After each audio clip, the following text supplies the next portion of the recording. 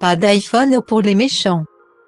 La prochaine fois que vous remarquerez un personnage sur grand écran en train de pianoter sur un produit Apple, vous pourrez aisément tirer vos propres conclusions quant à la morale de ce dernier.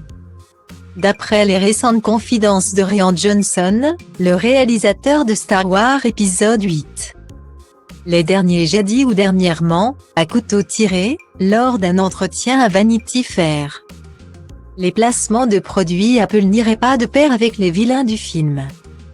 Apple autorise l'utilisation d'iPhone au cinéma, mais si vous regardez un film à suspense, vous verrez que les méchants n'en utilisent pas, a dévoilé le réalisateur.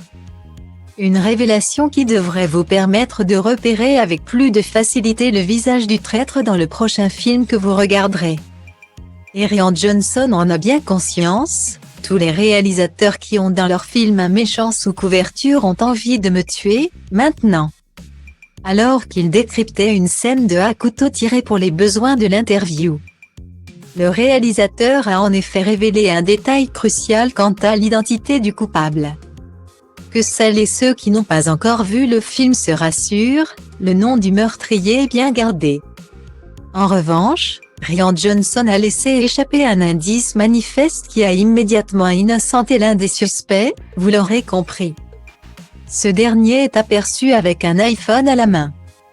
Des iPhones et des Mac pour les gentils, des Android et des PC pour les méchants, un constat qui peut sembler réducteur, mais qui a déjà été observé par le passé à la télévision. L'exemple le plus probant remonte à 2002.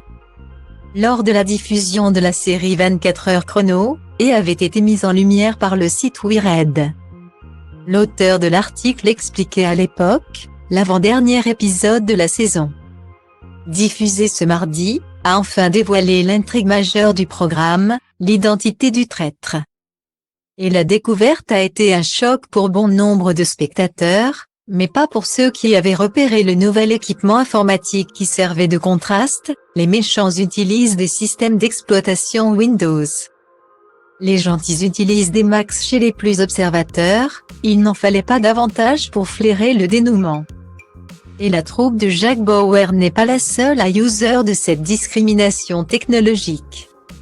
Un an plus tôt, en 2001, Elle Woods, jouée par Reese Witherspoon, l'héroïne attachante de La Revanche d'une blonde, jurait dans un amphi austère assailli d'étudiants pédants et vraisemblablement sponsorisés par des PC noirs, en prenant des notes sur un Mac orange.